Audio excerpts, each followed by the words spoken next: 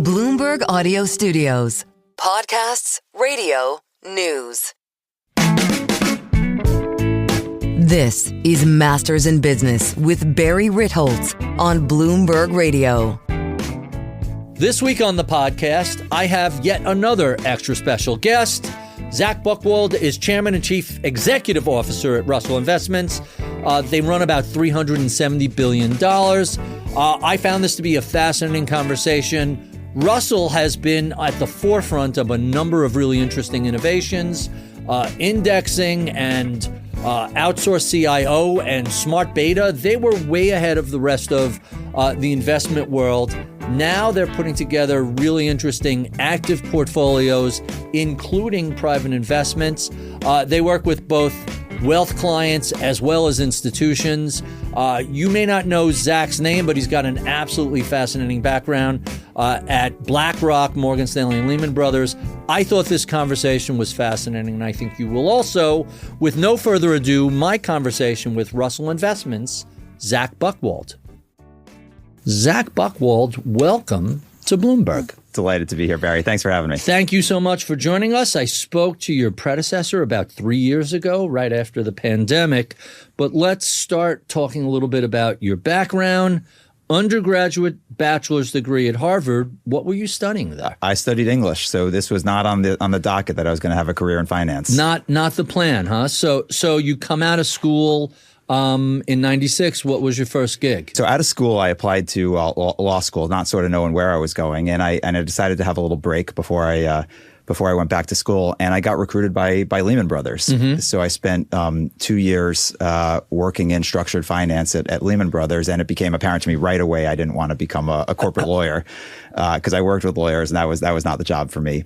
But I had a knack for it. I enjoyed it. I always liked math, even though I was an English major, and you can find other ways to put your writing and your reading acumen to work as well. And I'm going to say late 1990s, nobody had any clue what was coming a decade later. Not at all. Nah, Lehman Brothers was a great place to start my career. But after 2 years, I went to Morgan Stanley, and that's how I think of the beginning of my career, because I spent 10 years at Morgan Stanley. I was very invested in the firm, and the firm was invested in me.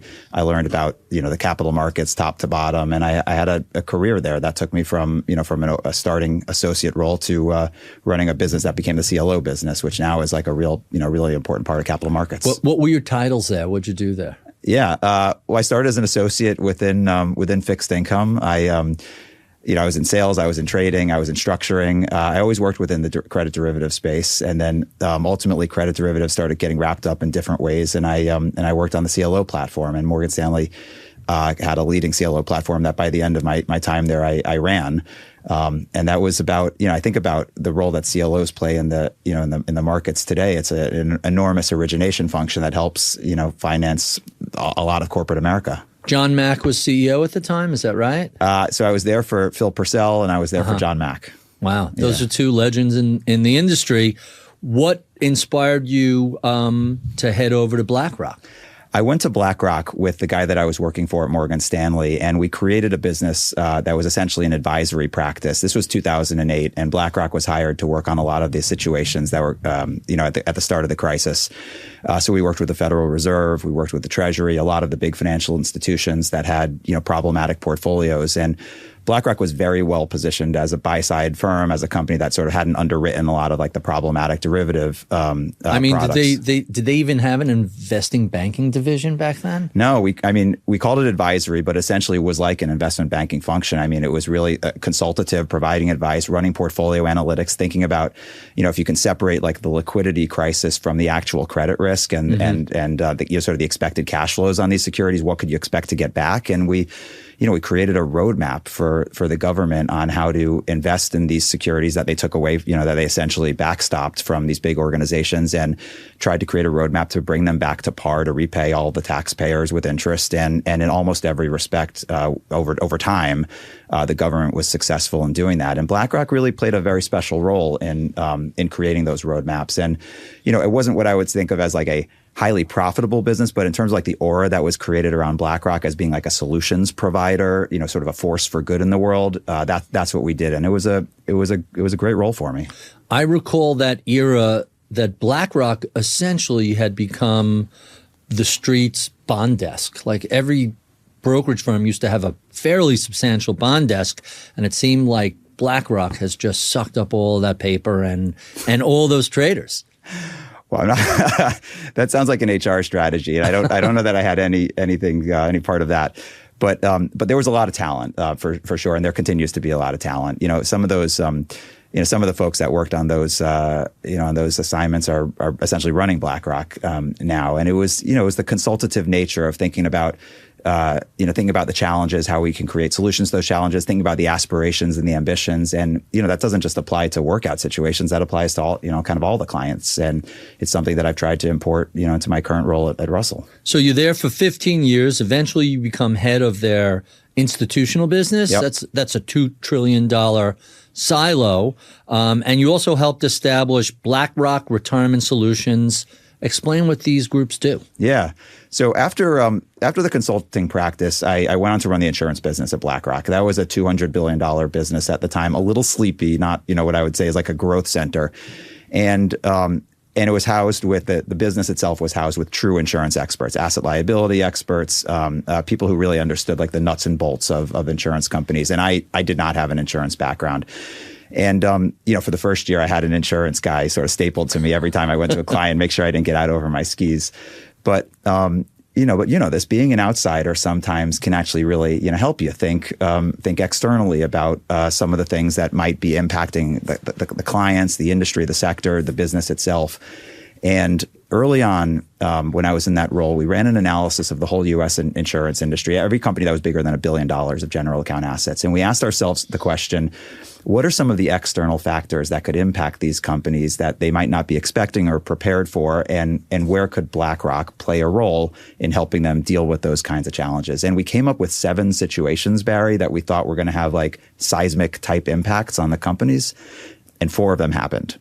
And in 3 of those cases, BlackRock went on to play a really big role and run the general accounts. And that was more than $100 billion of assets. And we put on another $100 billion along the way.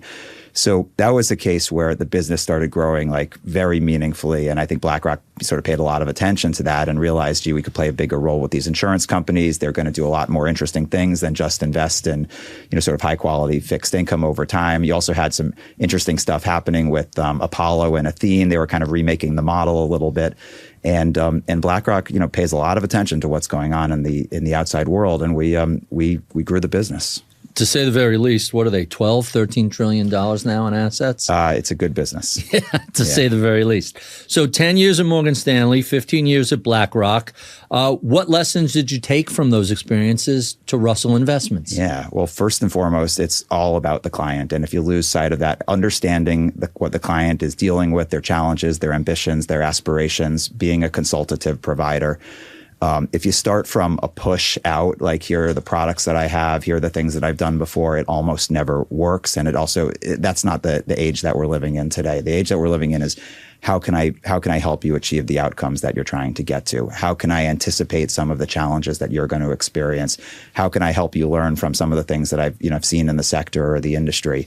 And you start from there, and it builds a foundation with the client that is just sort of irreplaceable. So that was one really important learning. Now, I came into Russell because Russell had, first of all, it's a 90-year legacy. Thank you for starting with that. 1936. You're coming up on a century soon. Yeah, exactly. I'm really proud to run. I'm the 8th CEO, by the way, of in 90 years of Russell Investments. I mean, so for a U.S. asset manager, that's old. And I think about the things that Russell has done in that time, Barry. I mean, it's been a real innovator and category creator. Everybody knows the Russell indexes, which were sort of cultivated and innovated in all sorts of cool ways, and we all have it in our pensions and our 401ks. Russell was the original pension investment consultant. We created that category. Russell was the original OCIO, and we're still a leader in OCIO. These are really sort of important categories that have a big impact on the investment ecosystem. And what was special to me about Russell, and the reason I wanted to join, is Russell's approach to doing all of these solutions is it's entirely open architecture. So the view is we build and implement portfolios at Russell, which is something I worked on at BlackRock and to some extent at Morgan Stanley too. But the idea is we use best of breed managers and strategies from around the whole investment universe. So if I put together an OCIO portfolio at Russell, I'm building, fixed income the best quality fixed income managers, the best private assets managers, the best cash, and so on, and best index products. We can kind of go everywhere within the ecosystem, and that was a model that I was very excited about because it became more about like thinking through the lens of what the client is looking to achieve and how can I use all of the tools and the ingredients available, as opposed to sort of a set of tools that I had at hand from the company that I worked for. Really interesting. We're going to talk about pensions, OCI. We're going to talk about a little later. I didn't realize this till I started doing my homework. Russell is effectively credited with inventing smart beta. I mean, who knew that? I think of a couple of other firms as taking the leadership in that recently, but 40 years ago, you guys were on the cutting edge of that. What is it like running a firm that has a near century-long legacy? How does that affect how you think about risks and opportunities? Yeah, the legacy is a wonderful thing, but you can't rest. Like we all know, we can't rest on our laurels. It's the job for me is to make sure that I'm taking sort of the best parts of the history and the legacy, the innovative spirit, all these cool things that we've done, and then evolving them for the world that we're in today. Our mainline business, we have sort of two central businesses. It's OCIO and it's model portfolios that we do on the retail side, which is essentially same kind of ideas of the institutional business. It's building great portfolios and implementing them. 90% of our business falls into those two categories. What I need to do today is make sure that I'm using all of the tools available. So as the market moves from, active products to passive products, as the market starts integrating private assets with public assets, all of that is part of our portfolio today. And so the goal, as the leader, is to make sure that the strategy is incorporating, we're open architecture. It's truly incorporating the entire ecosystem into what we build for our clients. I want to get your feedback on a quote of yours I found in my homework. Quote, "Financial security is a central challenge for this industry." Mm-hmm. How did your experiences at BlackRock, at Morgan Stanley, and way back when at Lehman Brothers, how did it affect your concept of financial security? Financial security and retirement security especially took me a little bit of time to hone in on, Barry. I think back to my years at Morgan Stanley, and the job there was very much about sort of like finding the arbitrage in the markets. It's where can we make money as a sales and trading function, and we help clients along the way, by delivering the products and the services that they want. But first and foremost, it was about the investment bank, and that changed for me. I had a review with my boss at the time, and she said to me something that she meant as a compliment. She said to me, "Zach, you can really smell the money." And I went away, and that was not the legacy that I wanted for my career. And I moved to BlackRock shortly after that, where I was helping, the government, the taxpayers deal with like really critical issues, like really big, thorny problems that were going to have an impact on, on the quality of life of the people in this country. And it was a complete reset of my perspective. Now we build portfolios at Russell, but if I'm working for a pension or a 401k or an insurance company, at the end of the day, I'm serving individuals. I'm helping them. And we don't lose sight of that. I'm helping them have a secure retirement. Now, by the way, they have to do their part too, because it's also about, saving early, contributing, making sure that you're, learning about the plan and making the right decisions. But the role that we play within the industry is a make or break in terms of whether they're able to achieve that. Now, you also have something going on in the background that's going to have a very big impact in the next couple of decades with retirees in America, and that is that really the risk has shifted now. The retirement security risk has shifted from organizations like the companies and the government. Companies in defined benefits. Correct. To defined contributions. To defined contribution, right? Yeah. So the standard pension model is shifting to the 401k, and today still about half of retirees have access to a pension, and that plus Social Security more or less gets the job done. But in another decade, it's going to be less than a third, and in another 2 decades, it's going to be very little at all.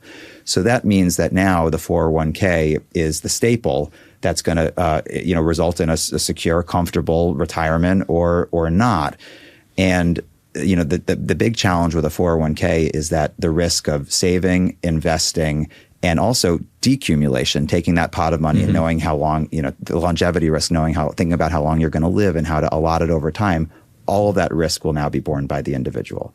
And we have not fully processed that within the country, that this is a crisis that's coming, that people aren't prepared to own that responsibility. And the system today isn't set up in such a way that sort of the decisions are very easy to make. The onus is really still on the individual. So that's really fascinating. How does that affect what you see within your role as CEO at Russell Investments? Yeah, well, thanks, Barry. Our whole mission is built around helping people achieve financial security. And we do that on the institutional side by partnering with corporate sponsors and helping to, ensure that the plans that they're, putting in place and the role that they play through matching, through, providing lifetime income, whatever the set of benefits are, is going to serve the participants in the way that we think is going to help them have, retire with confidence and with security. But as the machine shifts and it moves more toward a 401k, and then, a lot of folks end up with a nest egg that they have to manage on their own, the goal is to make sure that on the wealth side, we also have sort of the right kinds of products and services and solutions that help them, understand income, help them understand decumulation, help them get the right diversification, help them get fair fees. I mean, the goal is to make sure that we're really delivering sort of a set of products and services that's going to allow them to live the kind of retirement that they'll hope for. Really, really interesting. So whenever I talk to people about Russell, everybody knows the Russell 2000. Mm-hmm. The question is, what does Russell do? How do they make money on? They must do something more than the Russell 2000. Tell us a little bit about the different business lines at Russell Investments. Sure. So the index business is now owned by London Stock Exchange, and they do a magnificent job with it. And we still have a little bit of the aura. Every time I'm in the elevator, I see the advertisements for Russell, and I think I didn't have to pay for that ad. we get the benefit. The business is predominantly an active asset management business, and we really have one main function, Barry. It's about building and implementing great portfolios, and we do it for institutional clients and we do it for retail clients. So building the portfolios is really about sort of, it's portfolio construction, it's strategies and managers. For 90 years, we've done manager research at Russell. We have, a huge team of people. Now it's augmented by AI and technology, helping us look at 16,000 different managers and figuring out, we invest with about 225 of them, figuring out which managers and strategies we think make sense in the different portfolios we create. And then the implementation is one of the coolest parts, because we actually do the investing on behalf of the managers. They typically give us model portfolios, and then all the things around the portfolio that can be very incremental. It's the transitions, it's the hedging, completion mandates, overlays. And, those things can be alpha generative. They can be very important for risk management. You can add a values overlay for clients. And so it's a full portfolio delivery at the end of the day. Coming up, we continue our conversation with Zach Buchwald, Chairman and CEO of Russell Investments, discussing exactly what Russell Investments does for its clients. I'm Barry Ritholtz. You're listening to Masters in Business on Bloomberg Radio.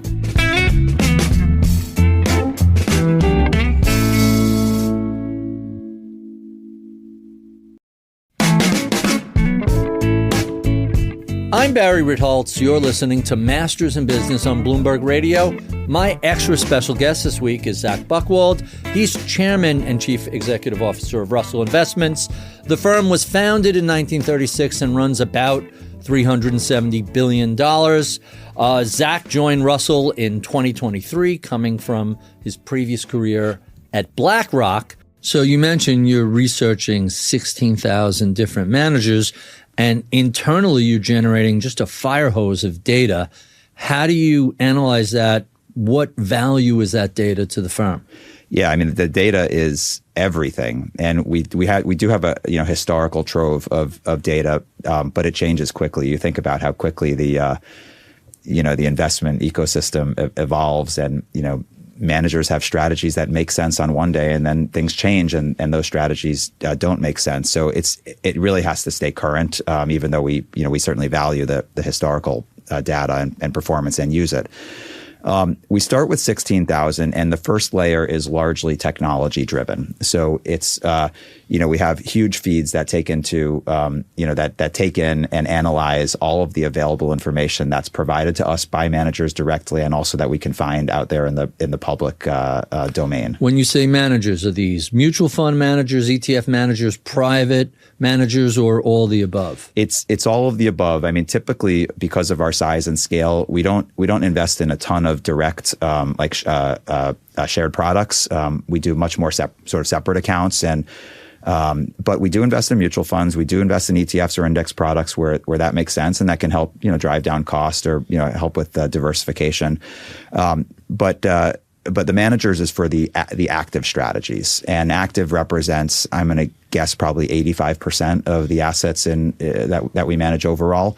Remember, we're using different active strategies as the building blocks to create these portfolios. So predominantly, it's not Russell managed, although we can talk about the smart beta that you brought up. Predominantly, these are externally managed strategies that we bring together, and then we collapse the whole thing together in one portfolio, and we look enterprise-wide, because you might have 3 active equity managers, and they're not paying attention to what the other ones are doing, and so you can end up with outsized positions or underweights. You can end up with people on opposite sides of trades, and we look to correct or make adjustments where it makes sense. So you guys were very innovative and helped create the concept of outsourced chief investment officer, OCIOs. Tell us a little bit about that business line. Who are the clients, and how much assets does that run? Yeah, so OCIO represents the lion's share of the $370 billion that we manage, and it's a fast-growing segment, not just at Russell, but it's growing because a lot of companies are outsourcing their pensions or their 401ks to folks that live and breathe the markets and that think about retirement security like we do all day long. So, a typical day at Bloomberg might have one top story about a big corporate, big U.S. corporate that's chosen to outsource their retirement portfolio. Now, we work with a lot of in-house teams as well. We help by bringing in, any of those implementation services like transitions and hedging. We do that for a lot of companies that have internal teams. But sometimes sponsors decide to hire retirement experts to run their retirement portfolio, and that's when they would bring in an outsourced chief investment officer. We're a top 5 provider, and it's some of the big, the other big asset managers that also provide that. We're the ones who do it with an open architecture framework. So the goal is not to have Russell run the whole portfolio. It's to bring in best of breed managers and to bring those together. Huh, really, really kind of interesting. When you talk about hedging, are you hedging equity, hedging fixed income? What is the hedging business like? Yeah, it can be all of the above. Also, foreign currency. It can be hedging individual sectors. You might have a sponsor that's in the technology sector, and they feel like they already have enough exposure to technology, and so you can make some adjustments to the portfolio that way. You can also build in a values orientation for organizations that have a particular view of the world that they want to express in their investment portfolios. So let's talk a little bit about smart beta, which Russell helped pioneer in 1985. Way before your time, or my time for that matter. Is this still something that's a key part of what you're doing? So we still have a strong footprint within systematic, Barry, and Russell manages on average between 10 and 20% of the portfolios that we look after, and systematic typically is within that 10 to 20%. We use it not to make credit decisions or stock picking decisions. Like that's not our game. That's why we hire external managers who are true experts in that. We use it to round out the portfolio, to make adjustments, to make sure that the portfolio is complying with why the client hired us or whatever their investment, their stated investment strategy says. But smart beta is, one of the many places where Russell was an innovator, and these things can sort of take on a life of their own as the industry adopts those practices. We mentioned artificial intelligence earlier. Tell us how you're using AI in either risk management, portfolio construction, or just data analytics. So Barry, we have a list this long of sort of desired use cases that we're working on for AI, and I think we're still in early innings here. But the kinds of things that we use AI for today very effectively are more task oriented. We have it fill out our RFPs. We have it build pitch decks. We use AI to read 500-page filings, which we used to have a human being do back in the day, and it's very effective at that. the real goal for this company is that I want AI to actually help us with investment insights, with manager research insights. That's going to actually drive performance at the end of the day. And I think we still have a fair amount of, we're making progress, but I think we still have a fair amount of work before that happens. But that's the view where having a portfolio where we look after 16,000 different strategies and managers, we're starting from a place where we, like as you said, we have troves of information, of historical information that we're relying on, and that we're using AI to sort of help build out that framework. So I'm always fascinated by, the old joke is no one's ever seen a bad back test, and AI and those sort of things are only capable of looking at what's already occurred, and built into all of those back tests, and to some degree built in to AI, is that the future is going to resemble the past. How do you navigate around that? Because sometimes the future doesn't resemble the past. Just look at AI and how it's changing so many aspects of various businesses. Yeah. Well, that's a place where, I'm still pretty optimistic that there's an enormous amount of value creation to come, Barry, because what we've seen from AI so far, at least how it's shown up in terms of in the market performance, has been almost entirely harbored in the technology sector. It's where sort of where AI exists. What we haven't seen yet is all of the other sectors that we know are going to be sort of enormously impacted by the proper use of AI, the creative and innovative use of AI. So, you see a little bit of it in like healthcare and life sciences, but, logistics and shipping and consumer goods and in investments, asset management, they're all going to get transformed by AI because it's changing things. And, this is where I'm really optimistic that we have a lot more room to run in the markets today, is because you're still not seeing like all the the potential and the benefits of AI showing up in some of these what we think of as sectors that are peripheral to technology, but in truth, technology is like critical to how we all exist. Makes a lot of sense. Let's talk about private markets. How can Russell Investments help their clients access private markets? Between AI and privates, those are probably the two hottest topics we've been talking about this year. So privates represents about 7% of the portfolios that we manage. It's heavier in the institutional portfolios. It's lighter right now within wealth portfolios. There's a lot more growth that's going to happen, especially in wealth. I think the average wealth client has something like 1 or 2% of their portfolio outside of their real estate holdings, about 1 or 2% in privates. And that number is going to grow and should grow, right? Because this is a really important source of return and risk diversification. And if you rely on the historical precedents, it's been an enormous outperformer writ large. And so, kind of delivering, access is it's a very important, function that we do at Russell, but also that we work with our financial advisor partners to figure out the best ways, because it's, how you deliver privates to institutional investors is different, right? There's tax considerations and reporting considerations, liquidity considerations that all need to be considered with individuals. So we're trying to do this, really judiciously. Within wealth portfolios, wealthy people, wealthy families, there's a lot of room to run here.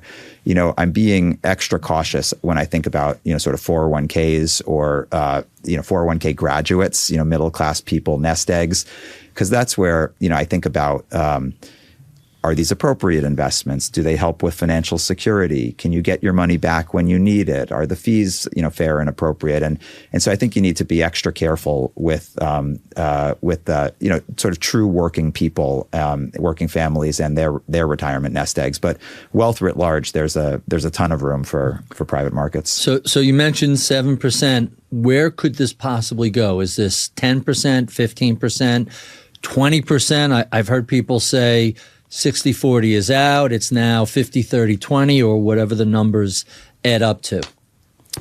I don't know where it gets to. It's certainly going to be north of 7%. I think you have to think not only about what's appropriate for the portfolios. Listen, if you do a backward-looking analysis of private equity and private credit, which outside of specific real estate investments that people choose themselves, those are like the two biggest food groups.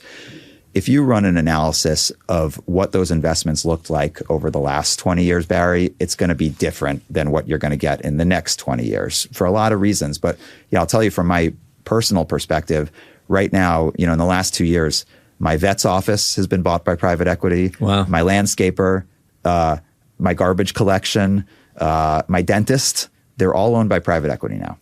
And, they're doing these roll-ups, and there's lots of efficiencies to be created on bringing these practices together. But, that's a pretty different investment than buying a company, right? And making a company better and selling that company, which historically is, where private equity made its name and its reputation and the return stream that we've seen. So, another thing I think about is how am I going to make sure that the, risk and return profiles I'm putting into these portfolios, that we can, reasonably predict what they're going to look like, and that we can manage them, sort of appropriately, given that the asset pools might look a little different than what we were investing in 10 years ago. Really, really interesting. So let's talk a little bit about some of the things that are going on in the market today. Fee compression has been a giant factor, really, since the financial crisis. You recently decided to reduce some of the fees on your flagship fixed income products. Tell us a little bit about what drove your decision, and what are you thinking about in terms of fees generally? I mean, the governing precept, Barry, is always to make sure we're providing value to the clients. And, we do that by charging a fair and appropriate fee for what it is we're doing. If I'm going to focus on anything, it's less about what's the fee that I can charge and more about making sure that I'm invaluable to these clients and that we're really, helping them achieve their goals. The truth is, when you do a great job for the client, the fee almost becomes not an issue.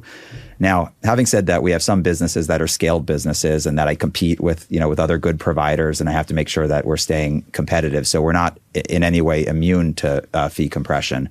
But if you can provide a really good value proposition, it's not such a big deal. So this has been an ongoing factor in the industry, particularly for active managers, and Russell is primarily an active manager. Are you seeing any changes in this trend globally? I mean, it started very much in the United States with entities like BlackRock and especially Vanguard.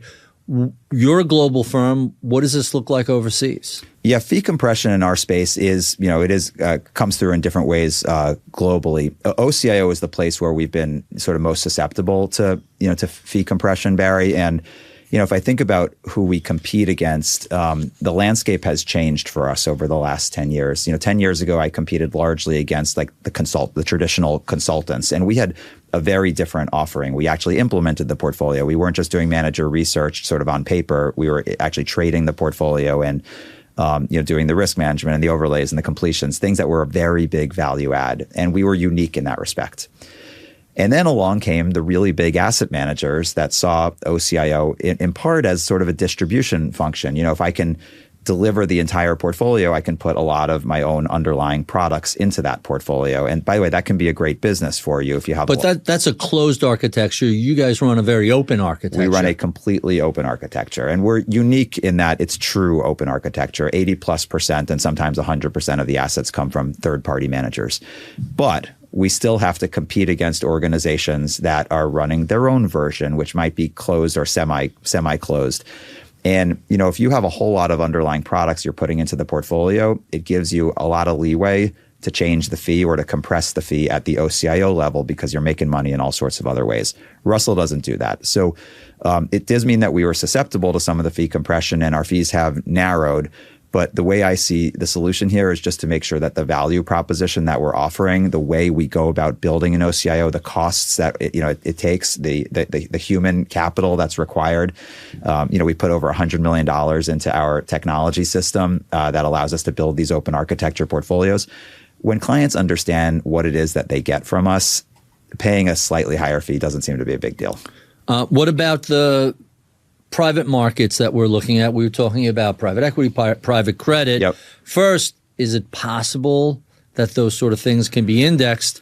And then second, they've always been pricier than public markets. Are we starting to see any fee compression along those lines? Yeah. So we haven't seen a ton of fee compression. I mean, those are cases where I think the value proposition is crystal clear, and the high-performing managers can charge higher fees or substantial fees because they've really delivered, and in general they continue to deliver. I think if they stop delivering and we start seeing what look more like public markets performance or even weak public markets performance, it's going to be much harder for them to charge those fees. But that hasn't happened yet, especially within private credit and private equity. There's been, real outperformance, especially at the top of the heap versus the public markets. So it becomes easier to justify those fees. Makes a lot of sense. So let's venture into the world of public policy a little bit. You've proposed national account programs to help young people start investing early. The most recent big bill that passed in this administration has these accounts for babies. Every kid that's going to be born is going to get, $1,500 or $3,000? I don't know what number. $1,000. $1,000. Yep. All right, better than nothing. But where do you see these sort of programs going? And if you start investing at age one day, what potential compounding can we see 50, 75, 100 years later? Now you're really talking my language. When Trump was elected, I wrote a piece that we put into Barron's, that Barron's published, saying that we should give $1,000 to every kid in America and open an investment account and let them actually learn about the power of compounding, because it's different when you actually own the assets. And when you give people an investment account, you can find lots of ways to create some investment education that goes along with it. Let me just interrupt you, because it sounds like a lot of money.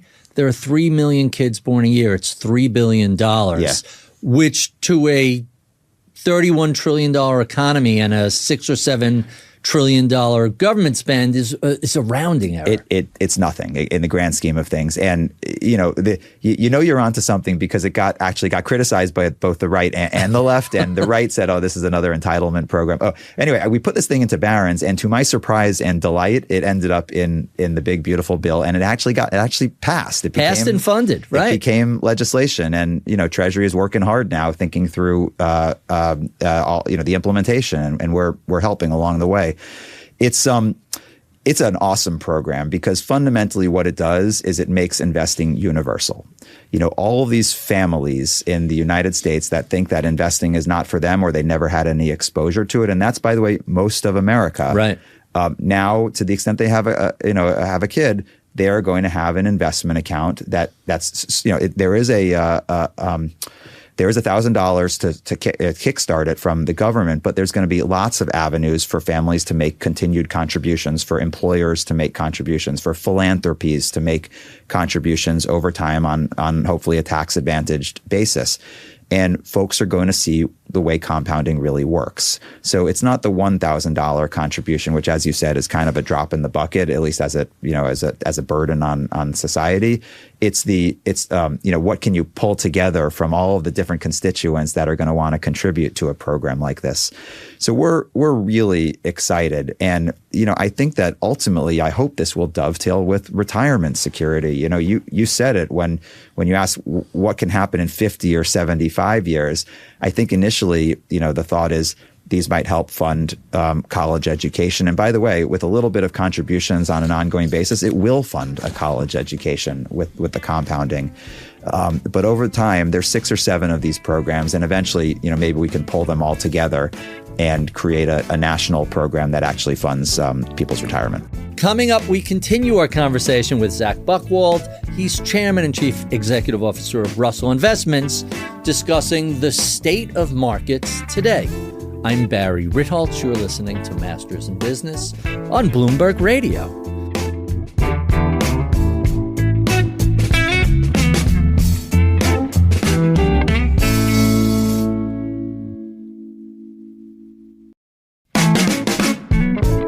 I'm Barry Ritholtz. You're listening to Masters in Business on Bloomberg Radio. My extra special guest this week is Zach Buchwald. He's Chairman and Chief Executive Officer of Russell Investments. The firm was founded in 1936 and runs about $370 billion. Zach joined Russell in 2023, coming from his previous career at BlackRock. I'm a fan of using milestones as an excuse to give some sort of a gift. You can see Sweet 16s or kid turns 13 or whatever it is. Yep.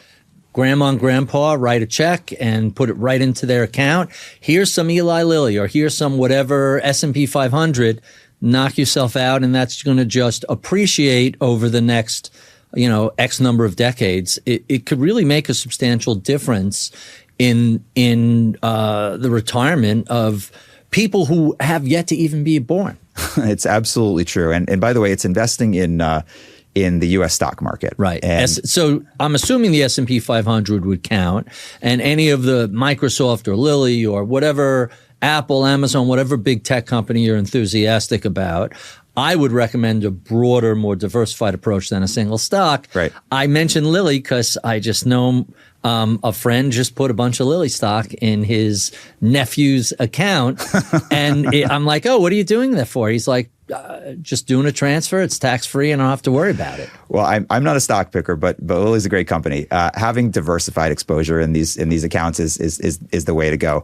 And, listen, a generation ago, Barry, the version of that was not so much Lilly stock. It was very typically a U.S. Treasury bond, right? That's what you got when you turned 13 or 16 or had that milestone birthday. And a Treasury bond in the long term, you'd rather be in the stock market. You get you don't want 2.5% ahead of above inflation. That doesn't excite you. I'd rather have the long term return of the S&P for sure. Especially if it's a newborn or even a teenager, their investment window is 60, 70 years.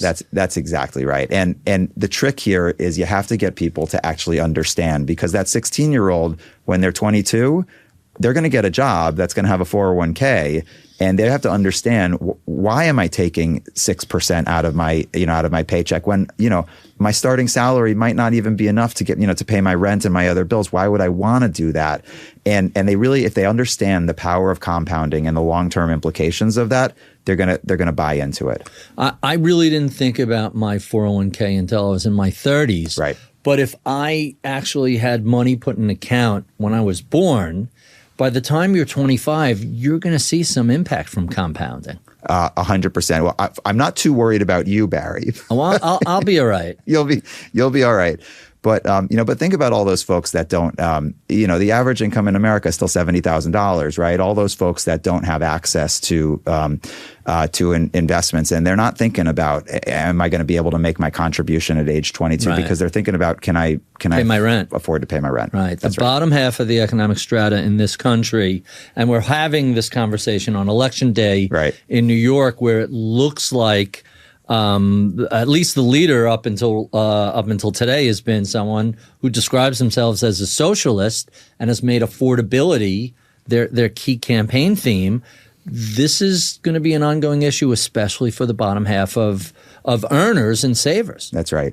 We're not a political organization at Russell, but I do concur affordability is the issue. And I think it's not a left issue. I think it's an issue for everybody, almost everybody in this country. And we're going to be hearing a lot about it from all sides.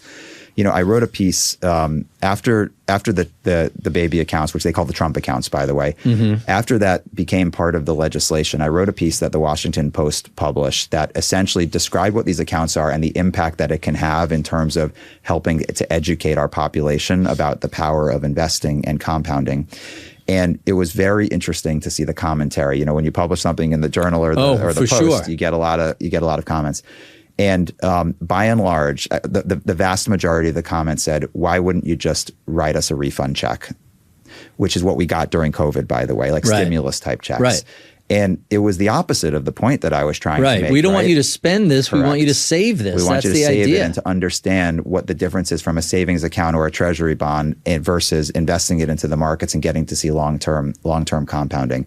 So it was, honestly, it was a little bit of a refresher for me that we have a lot of work to do to help people understand why a program like this can actually help them. So, as someone who's been writing in public for nearly 30 years, my best advice to you is simply never read the comments. There was a golden era of blogs in like the early to mid 2000s where the comments were these like fantastic communities. All of that has kind of migrated to Reddit.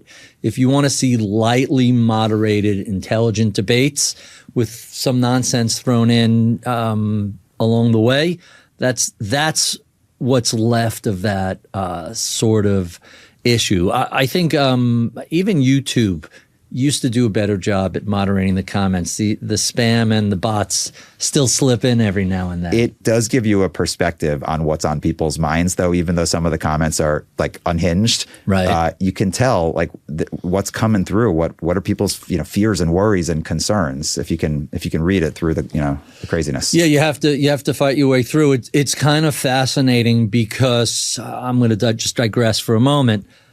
We all are subject to these cognitive errors and these behavioral biases, and it very much shows up in people's portfolios and the decisions they make. I wake up on a day like today where NASDAQ is down 1.5%. I know I'm going to see a bunch of emails. You told us to stay long, and look, we're down 1.5% today. I knew I should have gotten out of the markets. What are you talking about? We're up 17% for the year, and the NASDAQ's up 23%. This is the price of admission. You have to deal with some volatility. I mean, this is a place, by the way, where technology has not actually served people in their retirement portfolios, because if you can pull up your phone and in 3 seconds, you work as a teacher or a nurse or whatever, and you pull up your phone and in 3 seconds you see your portfolio is down 1.5%, and at some level it flips a switch and you think my portfolio is in trouble or I should sell. Like that's how you get to really bad decisions, because we all know long term. Like if you're do we all know that? Because I'm not sure everybody does. And right. There's such an inherent bias towards action. Don't just sit there, do something. Right. That just seems to be human nature. It's anathema to how you're supposed to manage a retirement portfolio, though. You by the way, you can make adjustments over time, but the goal is not to pull out when you think the market is going to be down. We all know that the bounce backs, by the way, happen faster and stronger than ever. I mean, you think about like what the bounce back looked like during the financial crisis or during the .com bust. It took years to bounce back, and then you think about COVID or even April or Liberation Day, yeah. Right? The bounce back happens it's a week, almost instantly and stronger than before. So, this is a case where the phone really does not help you, right? If you're going to make a decision to pull out because you see something going on in the markets on an off day, and as we're thinking through how to implement new programs like the Trump accounts, my goal is you want to have like lots of transparency, but you don't want to make it easy for people to make bad decisions. You have to help them make good long-term decisions. A little bit of choice architecture that prevents those sort of things. Last question before I get to the standard questions we ask all of our guests. What do you think investors are not talking about, but perhaps should be? What are the important overlooked topics, assets, geography, policy, whatever, that should be getting a little more following? Yeah. Well, Barry, I'm still really positive on AI and how much more room to run we have. There's been so much to talk about how we haven't seen a broadening in the markets. Most of the value capture has happened within the technology industry. But I think every sector is going to be transformed, almost every sector, transformed by AI as much as it was by the internet. And we just haven't seen that come through yet. But I can tell you, every company that we invest in is thinking about this and working on it behind the scenes, even if it's not showing up yet in their quarterly earnings reports. But it's all happening. And you're going to start seeing, by the way, you'll see winners and losers, both sort of specific companies and sectors. But there's going to be enormous amounts of efficiency gains and enormous amounts of sort of value creation that happens as a result of that. Now, I don't think it's going to be a straight line, but I do think it's coming shorter term rather than just longer term. Back in 2019, I interviewed Joe Davis, who's the chief economist at Vanguard. Yep. And they had this fascinating research report. Eventually, it became a book that all technological innovations take place in two phases. The first phase is kind of what we're experiencing right now in AI, which is wild prices, everybody knows a handful of companies, very boom-like. Some people have been, a lot of people have been calling it a bubble. The second phase is where the value creation spreads out That's right. to the rest of the market, rest of the industry, rest of the economy. I see it the same way you do. Right. this is just going to make all of us more efficient, more productive, more profitable. Right. That's exactly how I see this playing out. And you still have to pay attention because, we all remember during the first dot-com phase, before every company started incorporating, the internet into its business strategy and its operations, there were winners and there were losers. And the winners are still around, and they essentially, run global commerce today. And the losers went away. We're going to see some of that across sectors, and that's something that investors need to pay close attention to. But writ large, I see a lot of value creation. I'm always like to hear that sort of stuff. So let's jump into our favorite questions that we ask all of our guests, starting with. Tell us about your mentors who helped shape your career. Sure. I had a great mentor at BlackRock, a guy called Mark McComb, who's a vice chairman of the company. And he put me into a couple of jobs, and he nurtured me and supported me. But he encouraged me to, think like the outsider that I am. When he put me into the insurance job without having an insurance background, he sort of said, bring all the capabilities and the perspective that you have from all the other things that you've done. And that, really helped us think like an external provider and grow that business. By the way, I'm a gay guy in finance, so I come at it from an outsider's point of view, kind of looking in, and that has informed just about everything that I do at Russell and before that, is thinking about what's working, what isn't working, what do I think we might be able to do better, what have we not, the question that you asked, what are people not talking about, what have we not asked about? And that's, often my starting point. And I think if I had come in with the insider status, it would have been harder for me to take that perspective. That's really interesting. It's affected your perspective. You see the world both as a participant, but also an outsider. Yeah, that's right. And this is the first time I've been to Bloomberg in a couple of years. But when I took the job at Russell, even before I'd started, Bloomberg invited me to come speak at a conference, and I was flattered and excited. And then I learned it was their diversity conference, and I was the gay CEO. And I said, invite me back 5 times to talk about investing and retirement, and on the 6th time, I'll come talk about diversity. That's interesting. In all the research we do, that did not come up in anything. It's not anything that bubbles up to the top of search. Although the old joke is, if you want to hide something, disclose it at the end of an hour-long podcast. No one will hear it. But you know what it's like with all the YouTube. There's a drop-off, but I always find that amusing. Let's talk about books. What are some of your favorites? What are you reading right now? Yeah, so I read a lot of fiction, like Cormac McCarthy and Tyler. I'm reading a book called The Inheritance right now, which is like a family drama. It's an escapist for me to get away from. I don't read a lot of finance books. I'm the same way. Every now and then something will come across that I have to read that's finance related. I have a big stack of fiction waiting to go on vacation with me next month. Let's talk about streaming. What are you watching or listening to? What's keeping you entertained? It's either on Netflix or Amazon or whatever. Yeah, it's all toddler fare right now. I've got 2 3-year-olds in the house, so we've got twins. Yeah, it's all full-time Moana and Frozen and Daniel Tiger, Bubble Guppies, that sort of stuff. So a lot of Moana. That's my idea of a nightmare. Just Moana's pretty awesome, actually. The first 3 times you see it. The first 3 times, and Frozen about twice. So our final 2 questions. What sort of advice would you give to a recent college grad interested in a career in either finance or investing? What would you tell them? Yeah. First, be yourself. We look for people at Russell from all different kinds of backgrounds, not just economics or finance backgrounds. Study what you want to study, do well, and, be committed.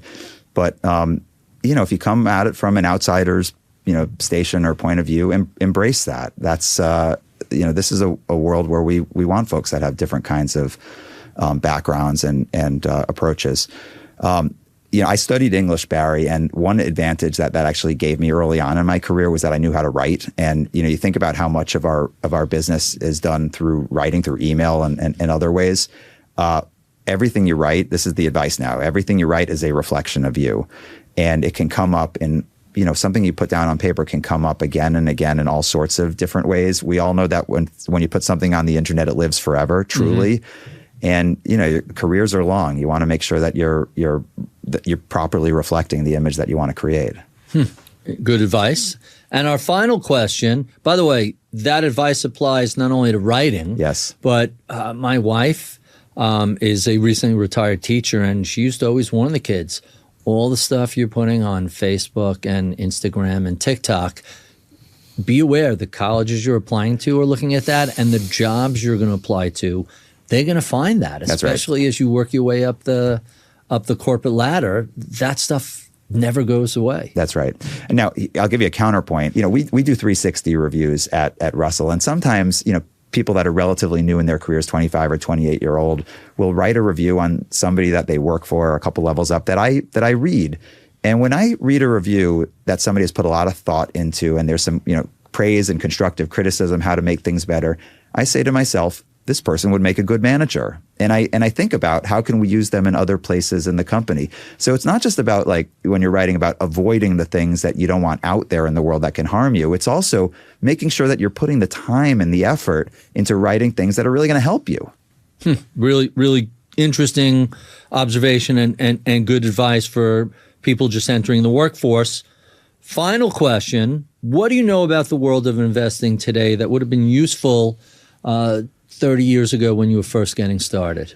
I wish that 30 years ago I had the confidence to know that, that as an outsider, as a gay person, as an English major, someone coming at it from a different background, that I could make it in this business, that I didn't have to constantly think about how am I going to prove myself, but just by being a good, productive contributor, by raising my hand, and showing a little bit of ambition, by finding ways to help, that can be enough.